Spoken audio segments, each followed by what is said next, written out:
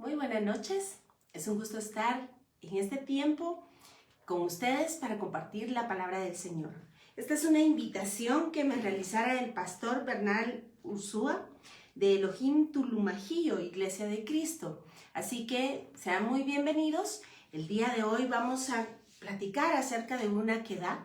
Esto es una historia que está descrita en el Antiguo Testamento y que nos sirve como un marco para hablarnos de una verdad profética. Así que véngase conmigo y empezaremos en una carta hermosa, la cual hemos estado estudiando, la carta a los Hebreos, en el capítulo 1, versículo 1. Véngase conmigo, por favor, a la lectura de esta hermosa palabra y poco a poco nos iremos adentrando en el Akedah, que está en Génesis 22, con algunas sorpresas acerca de una visión profética descrita desde el mismo libro de Génesis. Así que comencemos. Hebreos capítulo 1, versículo 1, y dice: Dios, habiendo hablado muchas veces y de muchas maneras, en otro tiempo a los padres por los profetas, en estos postreros días nos ha hablado por el Hijo, a quien constituyó heredero de todo y por quien asimismo hizo el universo, el cual, siendo el resplandor de su gloria y la imagen misma de su sustancia, y quien sustenta todas las cosas con la palabra de su poder, habiendo efectuado la purificación de nuestros pecados por medio de sí mismo, se sentó a la diestra de la majestad en las alturas. Y déjeme contarle que el primer verso, cuando dice que Dios nos ha hablado muchas veces y de muchas maneras en otro tiempo, a los padres por los profetas, bien pudiésemos decir que se refiere al Antiguo Testamento. Esta es una verdad que estaba anunciada pero no estaba revelada, tal como nos lo explica Colosenses. Pero resulta ser que en el versículo 2 de esta misma carta nos habla de una expresión importante de señalar, y es en estos postreros días.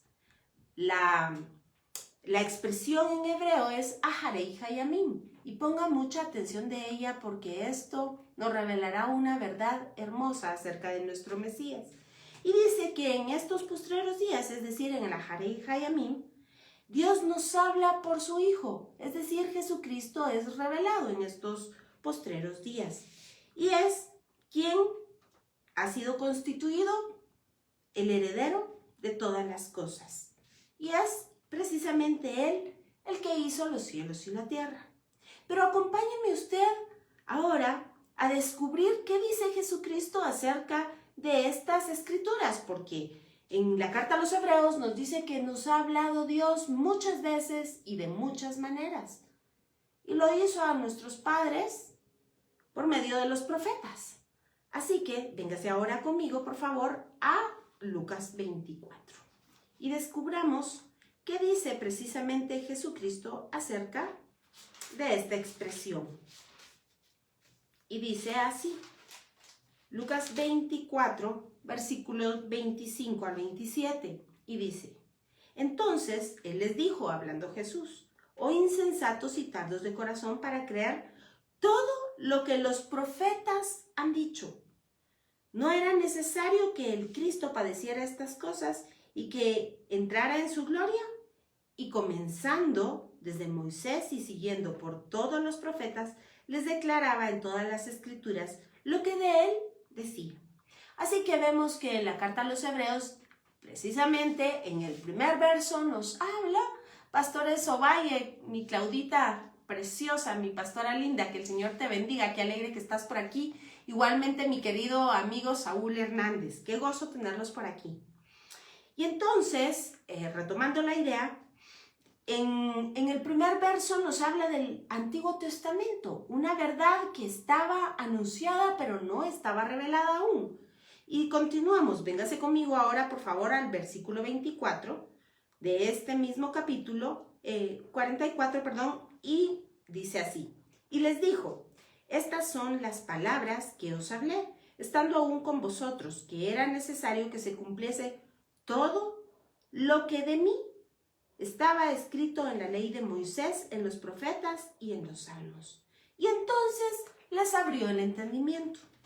Así que el Señor nos abra esta noche el entendimiento para encontrar esos tesoros preciosos que hablan de Él.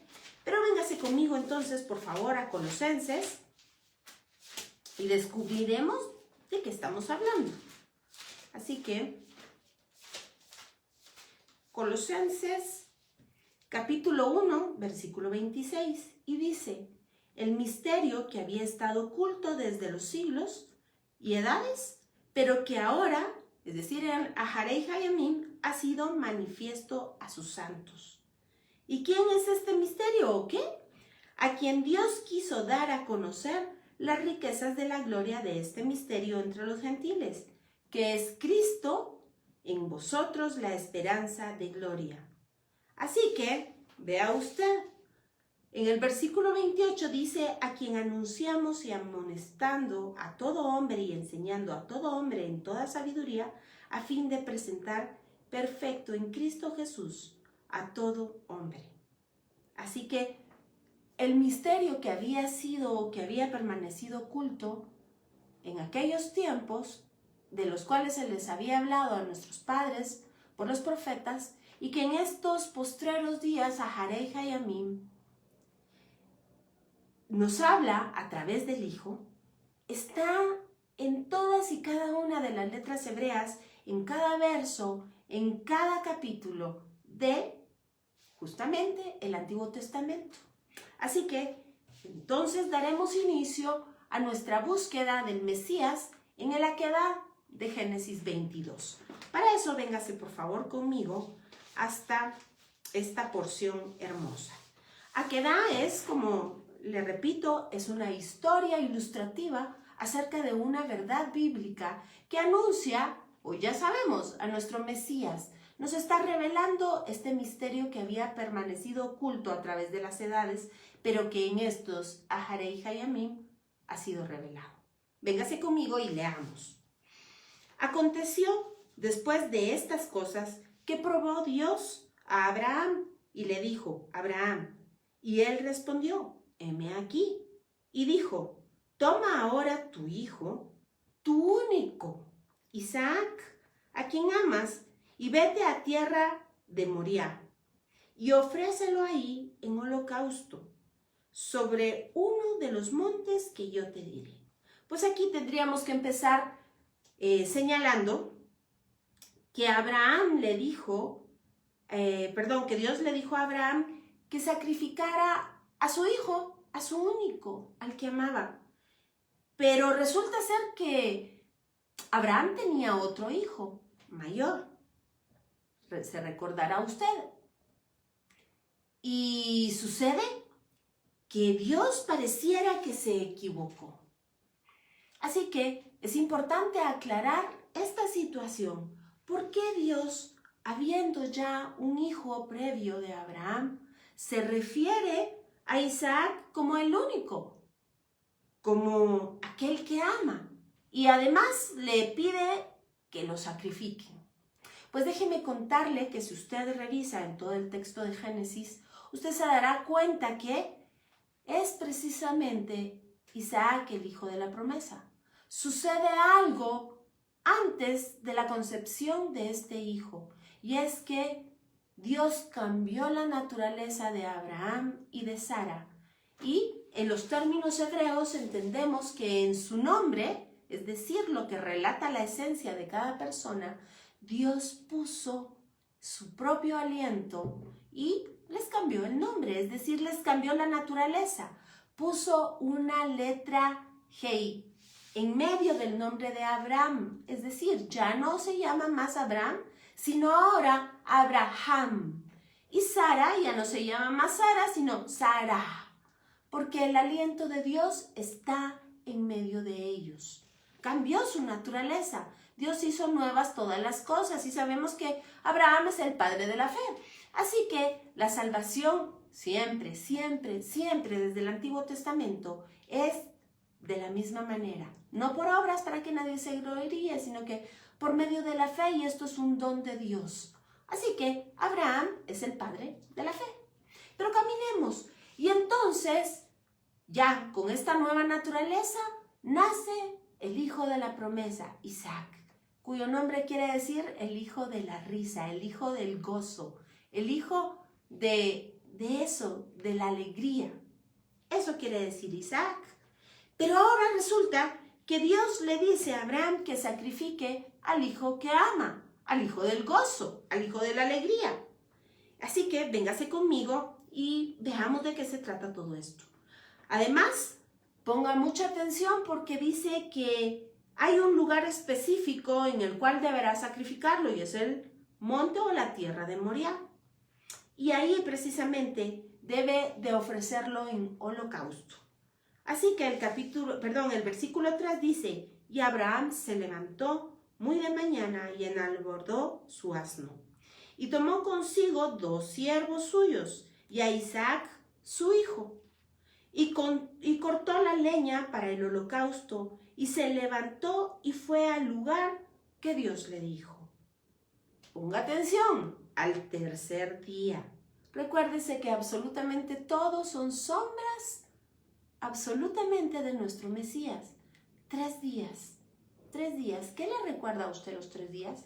Pues precisamente, así es. 3 días estuvo Jesús descansando en el sepulcro, tal y como estaba anunciado por el profeta Jonás. Y dice, al tercer día, alzó Abraham sus ojos y vio el lugar de lejos, es decir, Moriah. Y esta es una cadena de montañas en las cuales en una de ellas está asentado precisamente el templo de Jerusalén. Se hizo una explanada y entonces se comunica con el monte de los olivos. Pero continuemos. Y dice así, y vio el lugar de lejos. Versículo 5. Entonces dijo Abraham a sus siervos, esperad aquí con el asno, y yo y el muchacho iremos hasta allí y adoraremos y volveremos a vosotros.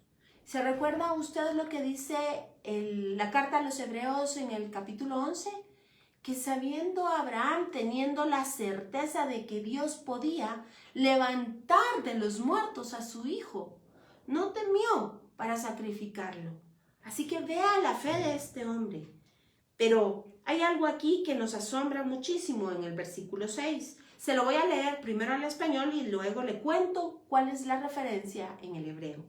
Y dice, y tomó Abraham la leña del holocausto y la puso sobre Isaac su hijo, y él tomó en su mano el fuego y el cuchillo, y fueron ambos juntos. Dice acá, imagínese usted la escena. Abraham cortó la leña para el holocausto y la acomodó sobre la espalda de su hijo. Efectivamente, esto es una sombra de Jesucristo cargando la cruz. Recuérdese usted que cada vez que vemos madera, leña, en el Antiguo Testamento es una referencia directa a la cruz del Calvario.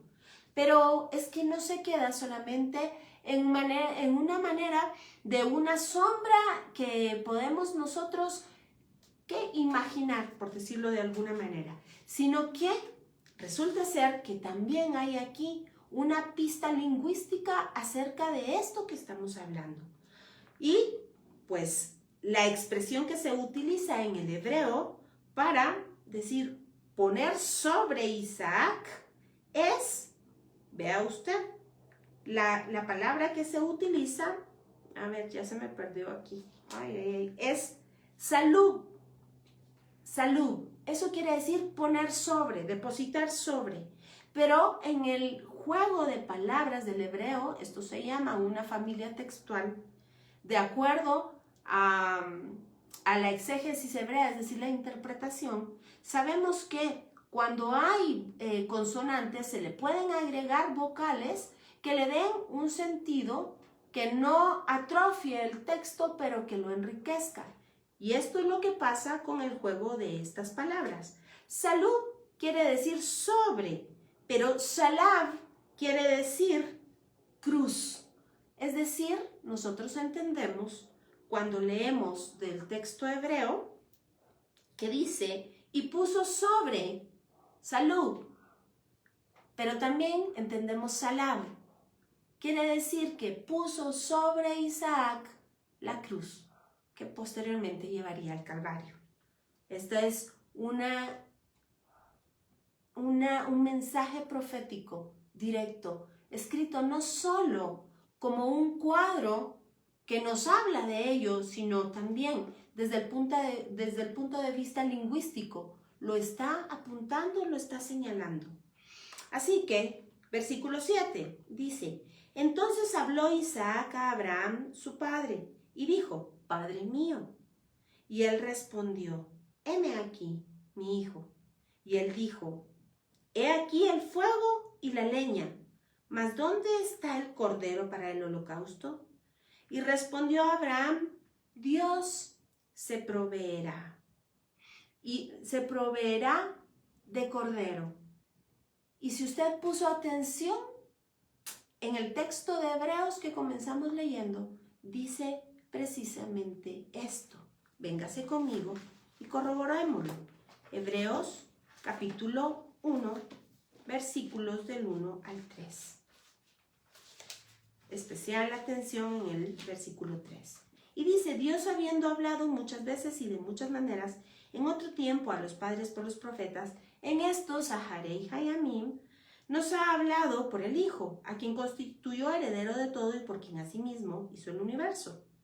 Y ponga atención en este verso: el cual, siendo el resplandor de su gloria y la imagen misma de su sustancia, y quien sustenta todas las cosas con la palabra de su poder, habiendo efectuado la purificación de nuestros pecados por medio de sí mismo. Es decir, Él fue la ofrenda y Él fue el sumo sacerdote. Se sentó a la diestra de la majestad en las alturas. Así que vemos que efectivamente Dios se proveyó a sí mismo, no de otro cordero, sino Él mismo fue el cordero inmolado. Así que continuemos. Dios se proveerá de cordero para el holocausto, hijo mío. E iban juntos. Andarán dos juntos si no se ponen de acuerdo, dice la palabra. Así que estaban juntos. El hijo estaba de acuerdo en ser sacrificado. Y cuando llegaron al lugar que Dios le había dicho, edificó allí Abraham un altar y compuso la leña y ató a Isaac su hijo y lo puso en el altar sobre la leña. Y déjeme contarle que no era ningún jovencito, ya era un muchacho, y lo vamos a ver más adelante, ya era un muchacho de unos 30 años, 28, 30 años. Así que él accedió a que el padre lo amarrara y lo colocara en el altar del holocausto. Imagínese usted, ya Abraham tenía más de 100 años. ¿Qué hubiese podido hacer este muchacho con su padre? Le hubiera podido dar un empujón y salir corriendo. Pero el muchacho fue obediente. Y dice el libro de Hebreos que el hijo fue obediente. Y con todo esto, aunque la traducción es errónea, porque en el español, en Reina Valera, podemos leer que aprendió obediencia, no se refiere a eso, se refiere que fue obediente a su propia palabra, la cual puso en evidencia. Como dice Hebreos 6, juró por sí mismo y ciertamente fue obediente a su propia palabra. Así que, repito, versículo 9, y cuando llegaron al lugar que Dios le había dicho, edificó allí Abraham un altar y compuso la leña, y ató a Isaac su hijo y lo puso en el altar sobre la leña. Y extendió Abraham su mano y tomó el cuchillo para degollar a su hijo. El tipo de cuchillo que se describe acá es mahalet, y esto es un cuchillo especialmente para los alimentos.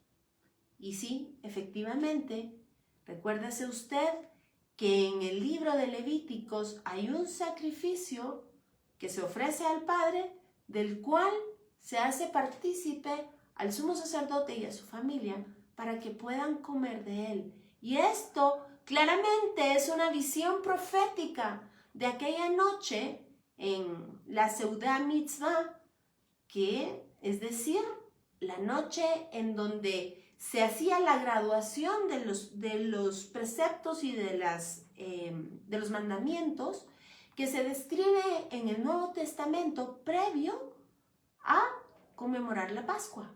aquella noche en la cual Jesús toma el pan y lo quiebra en dos, y dice: este es mi cuerpo, el cual será entregado por vosotros. Y esta es mi sangre, sangre del nuevo pacto. Así que este cuchillo también hablaba de ese sacrificio que sería entregado por nosotros, ese cuerpo que sería inmolado a causa nuestra. Versículo 11.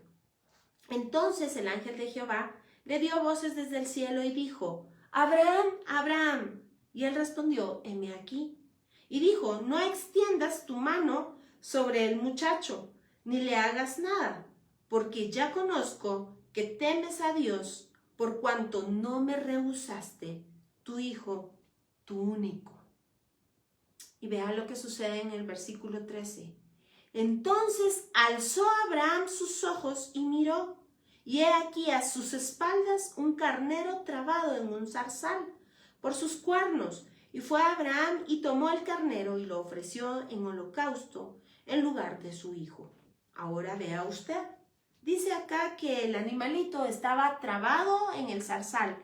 Nuevamente vemos la figura de la madera, pero estaba trabado por los cuernos. Y en el Antiguo Testamento y en el Nuevo, cuando se hace referencia a ello, los cuernos son figura de autoridad y de poder, es decir, el mismo Hijo de Dios, Dios mismo, estaba sujetando su autoridad a una cruz.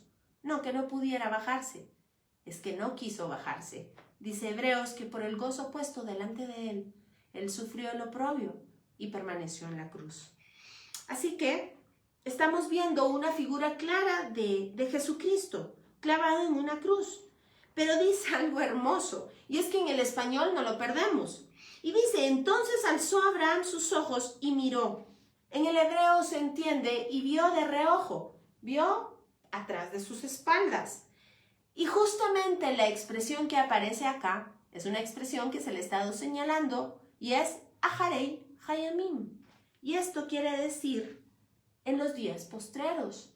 Pero es que la expresión va mucho más allá, porque dice que Abraham viajó en el tiempo. Esta es precisamente una expresión cronológica de tiempo, es decir, Abraham vio a través de los tiempos y a través de las edades y vio al Cordero de Dios, a Jesucristo, colgado en una cruz. ¿Cómo lo sabemos? Vamos a Juan 8:56. Y dice de esta manera: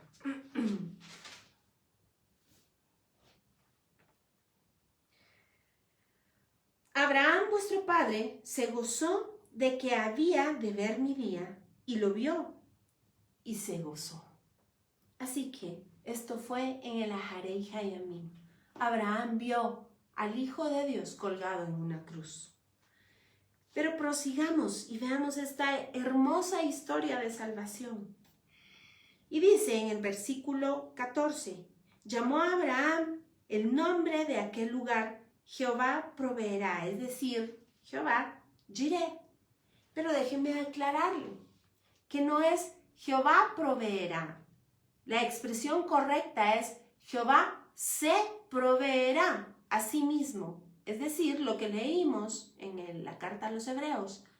Jesús mismo se despojó de esa forma de la deidad y tomó cuerpo, una forma de siervo, y en esa condición se entregó para morir en una cruz. Jehová Jireh se entregó a sí mismo. Y dice: Jehová proveerá. Por tanto, se dice hoy: en el monte de Jehová será provisto. Y llamó el ángel de Jehová a Abraham segunda vez desde el cielo, y dijo: por mí mismo he jurado, dice Jehová, que por cuanto has hecho esto y no me has rehusado tu hijo, tu único hijo, de cierto te bendeciré y te multiplicaré, tu descendencia como las estrellas del cielo y como la arena que está a la orilla del mar, y tu descendencia poseerá las puertas de sus enemigos. Y si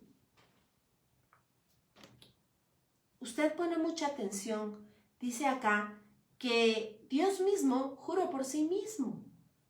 Esto está descrito en la carta a los Hebreos, capítulo 6, versículo 3 en adelante. Es que Él juró por su propia naturaleza, interpuso su palabra y la puso por compromiso. Así que cuando la carta a los Hebreos nos explica, como le dije anteriormente, que Jesús aprendió obediencia, la traducción deja mucho que desear, pero dice que Él mismo se sujetó por obediencia a su propia palabra. Y es a esto a lo que se refiere. Ciertamente te bendeciré, ciertamente te daré linaje y te daré tierra. Y estamos hablando no de una tierra terrenal. Por supuesto, esto es una sombra. No estamos hablando tampoco de la herencia aquí en esta tierra. Estamos hablando de una herencia mayor en los cielos, donde la polía y el orín no corrompen. Estamos hablando de una nueva Jerusalén, estamos hablando de una naturaleza nueva, que esto, que se corrompió por el pecado, se vista de incorrupción. Y entonces veremos la vida eterna y entonces le conoceremos cara a cara como Él nos conoce. De eso se trata. Pero usted quiere saber en dónde permanece su palabra. Véngase conmigo, por favor, al Salmo 119, 89. Y dice de la siguiente manera: Para siempre, oh Jehová, permanece tu palabra en los cielos. De generación en generación es tu fidelidad. Tú afirmaste la tierra y subsiste. Por tu ordenación subsisten todas las cosas hasta hoy. ¿Se recuerda usted que esto precisamente es lo que decía en la carta a los Hebreos? Y dice, el que sustenta todas las cosas por la palabra de su poder. ¿Ve usted cómo toda la escritura es una misma y una sola? Es que Dios es uno solo y no se arrepiente y no miente. Así que continuemos. Y dice en el versículo 17, a ver, ya lo leí, 18. En tu simiente serán benditas todas las naciones de la tierra, por cuanto obedeciste a mi voz. Y la palabra utilizada aquí es una palabra especial y singular, simiente, como semilla. Y véngase conmigo a Gálatas para descubrir quién es esta simiente. Gálatas capítulo 3, versículo 16. Y dice, ahora bien, a Abraham fueron hechas las promesas y a su simiente. No dice, y a las simientes, como, ponga atención, como si hablase de muchos, sino como de uno. Y a tu simiente, la cual es Cristo. Así que dígame si no es toda esta que da una alusión hermosa acerca de Jesucristo. Y continuemos. Y entonces, ponga mucha atención en lo que sigue porque es emocionante. Y dice, y volvió Abraham a sus siervos, y se levantaron y se fueron juntos a Berseba, y habitó Abraham en Berseba. Y aconteció después de estas cosas que fue dada noticia a Abraham, diciendo, he aquí que también Milca ha dado a luz un hijo a Nacor, tu hermano. Y continúa la historia.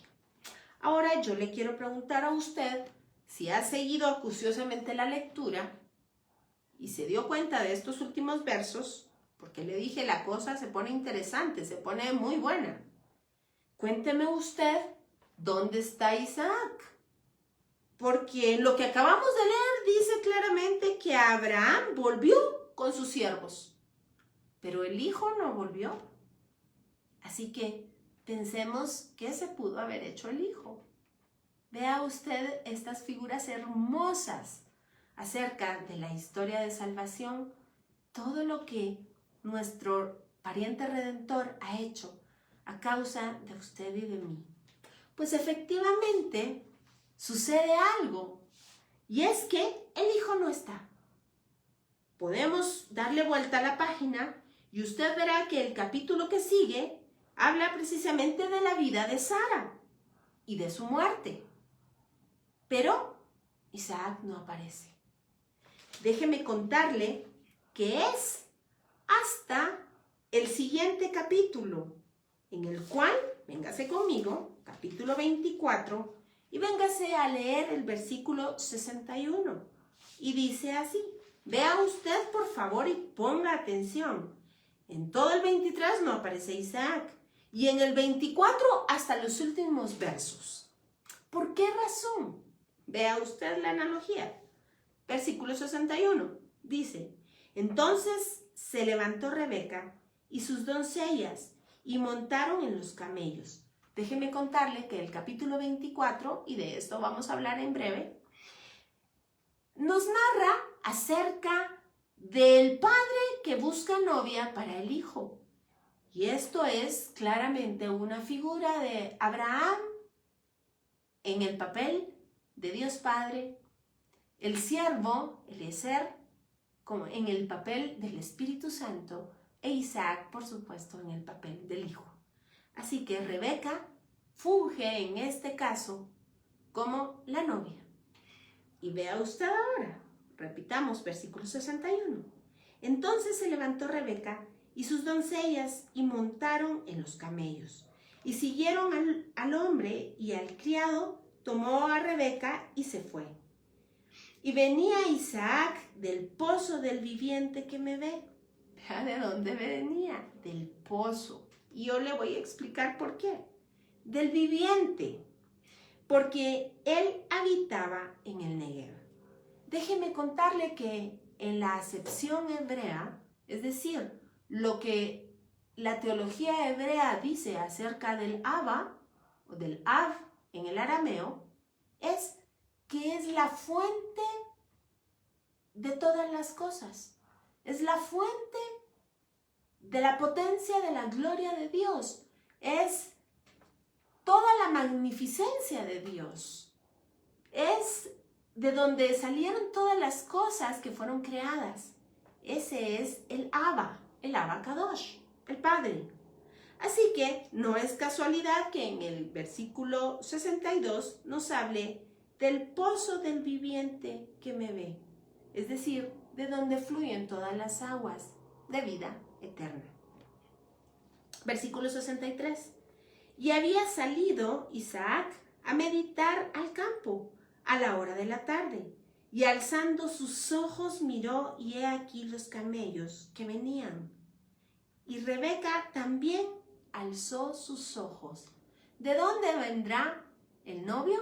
Si no es de los cielos. ¿Se recuerda usted que a los 40 días ascendió a los cielos? Y dice Hebreos que se sentó en el trono de la majestad. Pues efectivamente, él descenderá, así que Rebeca está viendo para arriba. Y descendió del camello, figura del Espíritu Santo, porque había preguntado al criado, ¿quién es este varón que viene por el campo hacia nosotros? Y el criado había respondido, este es mi señor. Ella entonces tomó el velo y se cubrió. Entonces el criado contó a Isaac todo lo que había hecho, y la trajo Isaac a la tienda de su madre Sara, y tomó a Rebeca por mujer, y la amó. Y se consoló Isaac después de la muerte de su madre. Así que vean qué historia hermosa. Después del sacrificio de Isaac, pasa un tiempo, y el padre manda a conseguir a la novia. Pero la novia no puede ser cualquiera, vamos a verlo un momento, tiene que tener ciertas características. Y es al criado al que envían para conseguir a esta doncella para Isaac. Así que, véngase conmigo y vamos a ver qué sucede en el ínterin entre que el novio fue sacrificado. Por supuesto, usted y yo sabemos que resucitó, ascendió a los cielos y pronto regresará por su novia, al igual que la historia de Génesis. Así que véngase conmigo y retrocedamos unos cuantos versos y comencemos a leer en el capítulo 24, el versículo 1. Y dice que era Abraham ya viejo y bien avanzado en años, y Jehová había bendecido a Abraham en todo. Y dijo Abraham a un criado suyo, el más viejo de su casa, que era el que gobernaba en todo lo que tenía: pon ahora tu mano debajo de mi muslo, y te juramentaré por Jehová, Dios de los cielos y Dios de la tierra, que no tomarás para mi hijo mujer de las hijas de los cananeos, entre los cuales yo habito. Recuérdese usted que había una maldición que había proferido Noé sobre Canaán. Si usted se recuerda, claramente hay una alusión porque él había visto la desnudez de su padre, es decir, el padre de Canaán. Así que, versículo 4 dice: sino que irás a mi tierra y a mi parentela, y tomarás mujer para mi hijo Isaac. Recuérdese usted que el Espíritu Santo es aquel que nos constriñe de pecado, nos convence de pecado, de justicia y de juicio. Es si no es por él, nosotros no podemos llamar a Jesucristo Señor. Y eso es lo que nos está anunciando acá. Y el criado le respondió: quizá la mujer no querrá venir en pos de mí a esta tierra. Volveré pues tu hijo a la tierra de donde saliste. Y Abraham le dijo: guárdate que no vuelvas a mi hijo allá. Jehová Dios de los cielos, que me tomó de la casa de mi padre y de la tierra de mi parentela, y me habló y me juró diciendo: a tu descendencia daré esta tierra. Él enviará su ángel delante de ti, y tú traerás de allá mujer para mi hijo. Y si la mujer no quisiere venir en pos de ti, serás libre de este juramento, solamente que no vuelvas allá a mi hijo. Entonces el criado puso su mano debajo del muslo de Abraham, su señor, y le juró sobre este negocio. Versículo 10. Y el criado tomó 10 camellos de los camellos de su señor y se fue, tomando toda clase de regalos escogidos. Y es que déjeme contarle que dentro de la cultura judía hay 4 formas de desposar a una novia. La primera es llevar dotes o llevar la dote, regalos, a la casa de la familia. Si los padres de la novia aceptan, ellos quedan desposados en un vínculo matrimonial legal. Por supuesto, el novio no ha conocido a la novia, pero es importante entender esto. Otra forma es que el novio entregue a la novia una prenda de valor, y esto posteriormente se constituyó en el anillo de compromiso. Si la novia lo acepta, igualmente quedan desposados. Y en una de estas circunstancias era precisamente que estaba la Virgen María desposada con José. No habían consumado el matrimonio, pero ya era un matrimonio legalmente establecido. La otra forma es consumando el matrimonio. Así que, por medio del acto sexual, también se considera esposo y esposa. Y es una situación de bendición. Así que es importante entender esto para poder entender el contexto de las Escrituras. Vea usted que el siervo llevaba regalos escogidos. Así que, pues me voy a obviar, leerle toda la historia, pero recuérdese usted que la novia tenía que tener ciertas cualidades. Entre ellas, ser de la familia de Abraham. No podía ser de otra tribu, especialmente no podía ser cananita. Pero vea usted que la oración que hace el siervo en el versículo 12, y le dice Eleazar: oh Jehová, Dios de mi señor Abraham, dame, te ruego, el tener hoy buen encuentro, y haz misericordia con mi señor Abraham. He aquí, yo estoy junto a la fuente de agua, y las hijas de los varones de esta ciudad salen por agua. Sea pues que la doncella a quien yo dijere: baja tu cántaro, te ruego, para que yo beba, y ella respondiere: bebe. Y también daré de beber a tus camellos, que sea esta la que tú has destinado para tu siervo Isaac. Y en esto conoceré que habrás hecho misericordia con mi señor. ¿Y sabe qué sucede? Le voy a contar yo la historia. Efectivamente, sale Rebeca con su cántaro y pasa justo lo que el siervo le había pedido al Señor. Rebeca, además, le da de beber a los camellos, que eran 10, y que todo esto tiene, por supuesto, una razón de ser. Es que en la Biblia en todo cumple un propósito. El número 10 y los camellos hablan precisamente del 10, habla de cumplimiento de la ley. Y los camellos son figura, igual que el agua, del Espíritu Santo. Pero vea usted, que dice en el versículo 16 que la doncella era de aspecto muy hermoso, virgen, a la que varón no había conocido, la cual descendió a la fuente y llenó su cántaro y se volvía. Entonces el criado corrió hasta ella y dijo: te ruego que me des a beber un poco de agua de tu cántaro. Ella respondió: bebe, señor mío. Y se dio prisa a bajar su cántaro sobre su mano y le dio de beber. Cuando acabó de darle de beber, dijo: también para tus camellos sacaré agua hasta que acaben de beber. Y se dio prisa y bueno, dice en el versículo 21 que el hombre estaba maravillado de ella, callado para saber si Jehová había prosperado su viaje o no. Y ponga atención en el versículo 22. Y dice: y cuando los camellos acabaron de beber, le dio el hombre, ponga atención, un pendiente de oro que pesaba medio siclo y 2 brazaletes que pesaban 10. Y esto es muy, muy importante. Y le voy a leer hasta el versículo 26 y luego regresaremos nuevamente al 22.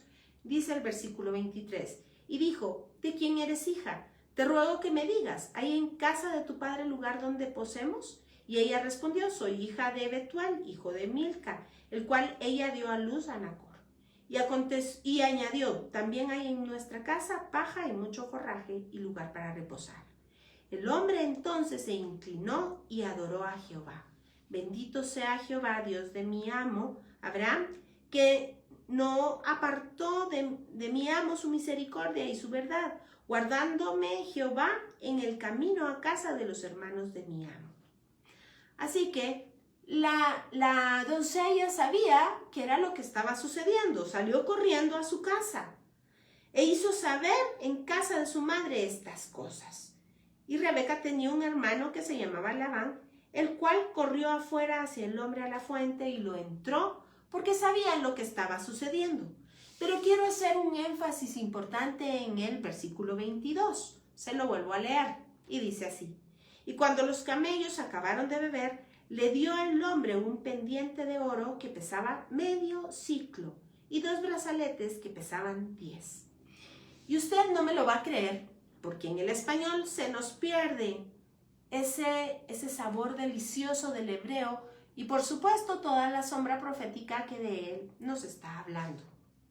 Y fíjese usted que medio siclo es el equivalente a medio shekel, pero también tiene otra equivalencia. Y para eso lo invito a que se venga conmigo, por favor. Vamos a hacer un cruce de citas para poder ir entendiendo.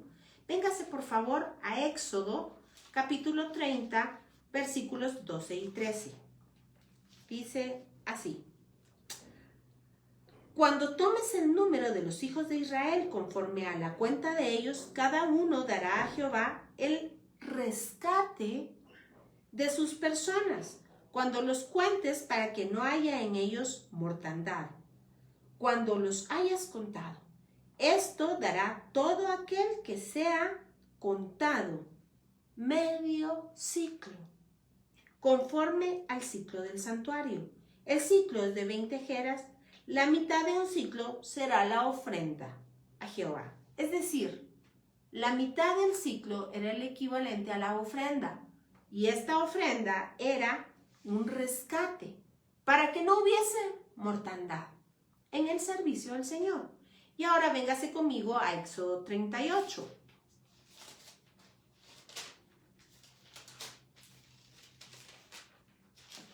Y dice en el versículo 38, 26, y dice A ver, leamos desde el 25. Y la plata de los empadronados de la congregación fue 100 talentos y 1775 ciclos, según el ciclo del santuario. Versículo 26. Y dice, medio ciclo por cabeza. Esta expresión es muy importante. Según el ciclo del santuario, a todos los que pasaron por el censo de edad de 20 años arriba, que fueron 603.550. ¿Ve usted? Todos los que pasaron por el censo, dice la palabra.